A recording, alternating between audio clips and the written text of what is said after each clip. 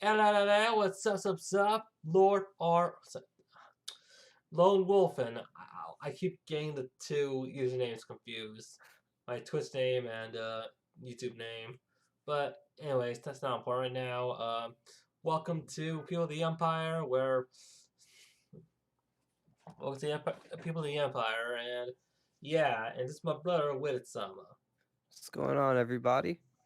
Yeah, it's just fun time. I just want to know how are things, by the way. Everything's good over on my end. Yeah.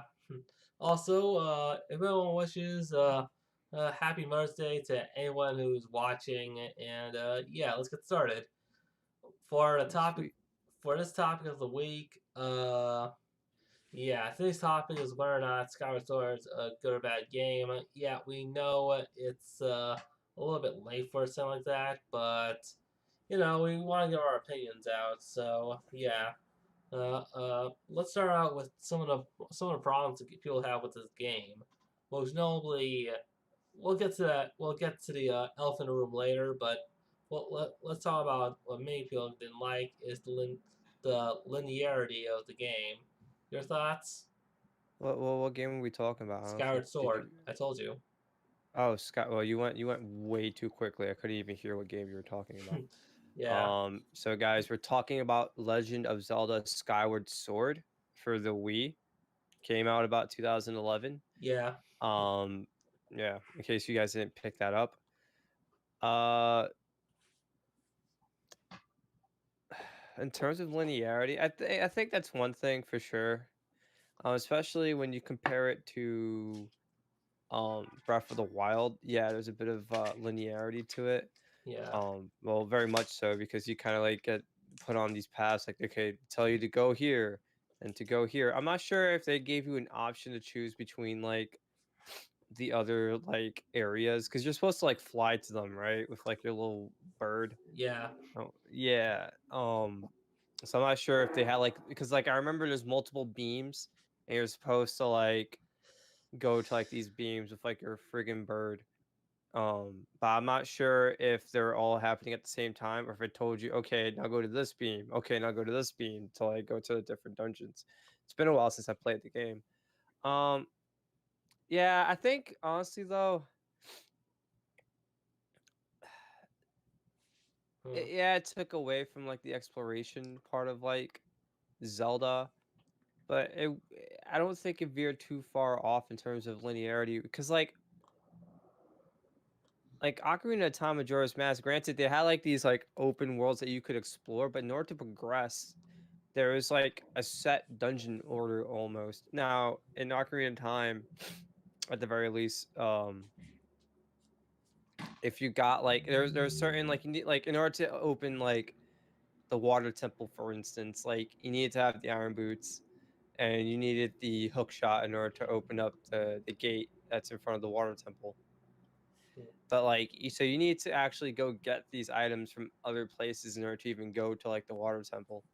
right. Um Hmm, and even then you need bow and arrows in order to hit the some of the eyeballs. I'm pretty sure there was like these eyes in order that you needed to hit in order to open doors in there. At least one of the gates. Yeah, Um I always want to but do a rant on Eagle Raptor when he talked about how much he dislikes Ocarina of Time, but yeah, that's a video for another day. yeah. Our yeah, Ocarina of Time like set a standard really in terms of like action adventure at the time.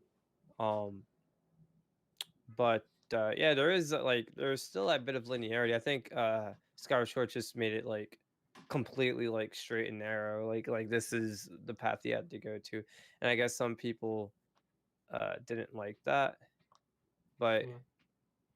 Yeah, compared to the other games, this is a lot more linear, but it's just the same as the other Zelda game. I yeah, think. like, they all follow a path.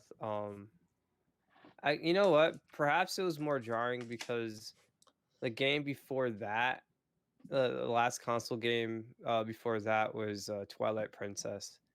And I think at that time, a lot of people really enjoyed Twilight Princess. It was like this. oh, Zelda's getting dark. It's getting the maturity that it always like needed, that people wanted, because they were coming off of like Wind Waker, and they're like, oh, what's this toony thing? I think Wind Waker got a lot more appreciation after the fact than when it released. Wind Waker, fantastic game, and that was another thing too. That Wind Waker actually probably of all the Zelda games, like, well, besides Breath of the Wild, no one's touching Breath of the Wild. I'm sorry, like in terms of exploration and what you could do in Breath of the Wild, like no Zelda games touching that unless they continue to build on Breath of the Wild. The openness in that game is insane. Like, I didn't beat the game, but I spent almost all of my time. The reason why I didn't beat the game, I spent all my time running, looking for shrines, and like climbing the freaking watchtowers or whatever, so I can unlock more of the map and whatnot. So that was where a lot of my time went. I like got the Kakariko village, and then I was like, yeah, I don't want to do this. I started running around. Uh, but yeah, Wind Waker had like this big, vast open world of sea, and you could literally like go to like any part of the map and like explore like the islands there. But like in terms of story, you still had to like follow this path. Same thing with like Twilight Princess and whatnot. Yeah, Skyward Sword took away some of that openness. Um, All I right. don't think it takes away from the game though. Yeah, another problem people have issues with, and to be honest, I never had a problem with, is controls. Most notably, the Wii Motion Plus controls. Yeah, Hmm. I like the people. It's funny because like I go back to our sister whenever we watched her play the game, and the game isn't meant for you to like use just your wrist and fucking like flail it around. You know what I mean? Like wiggle it around. That's not how it works. It's supposed to be like one on one. So like the way I see it, it's like your arm is Link's arm, and then the Wiimote is like the handle of the sword, and then like use your imagination with like the rest of it.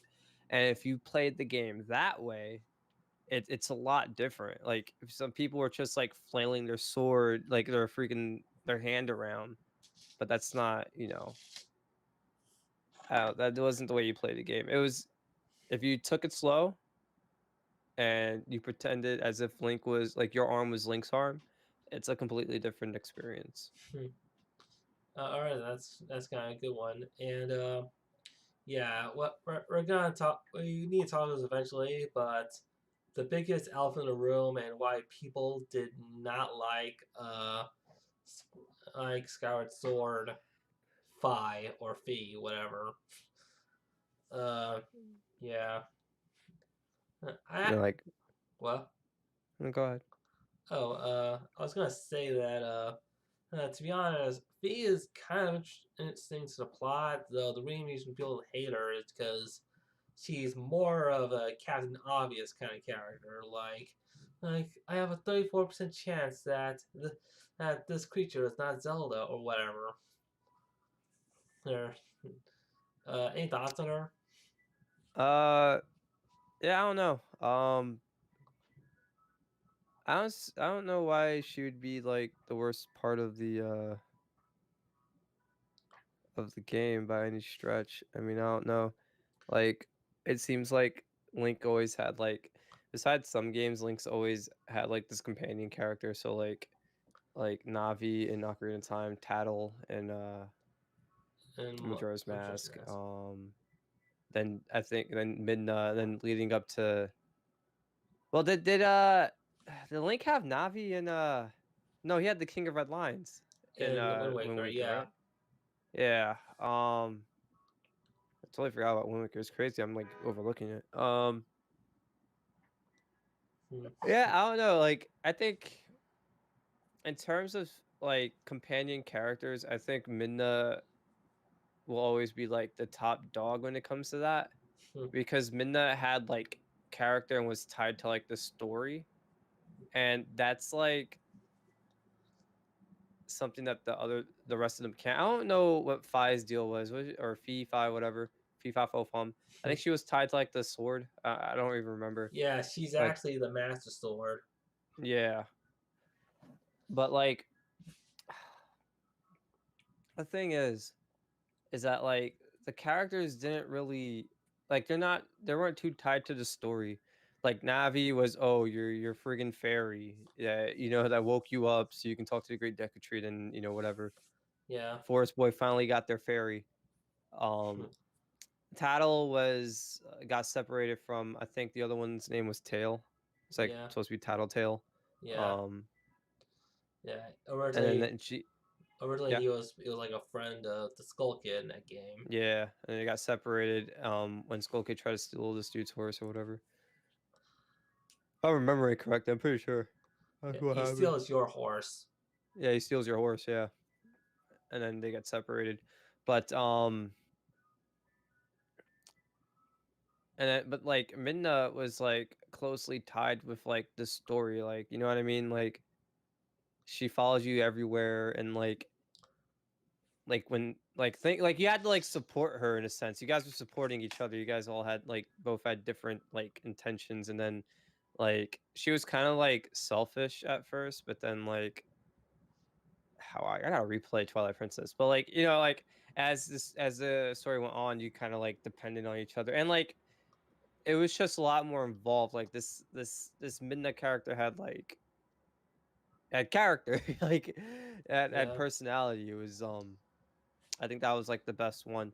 Yeah, so like I don't know, like the companion character always seemed like someone that was supposed to give you like advice on like how to fight enemies and like XYZ. They didn't really they never added much. Like the only one that added like any like real value beyond like I guess battle stats and whatnot is Midna. Right. Yeah. In terms of fee, I actually, to be honest, I might be in the minority here, but I kind of almost like her character, to be honest. Uh, Mainly due to the fact that I kind of like the the kind of robotic way of talking at certain points. But yeah, I see why people don't like her because she's just kind of obvious. Yes, she just points out stuff that you probably already know just by looking. Also, another problem people have with the game, I just remembered, was how because of the linearity, some of the puzzles are simple, and people all prefer Zelda games to have more of a way make you think kind of puzzles. Uh, Yeah. hmm, it's I kind of like to be honest, I do like the puzzles in previous games, but other than that, Skyward Sword puzzles didn't really bother me too much. Like they're simple, but it's just part of the game. Eh, It's still it's not thought provoking. Well, what's the word I'm looking for? Free thinking or whatever. But anyways, the puzzles are not my problem.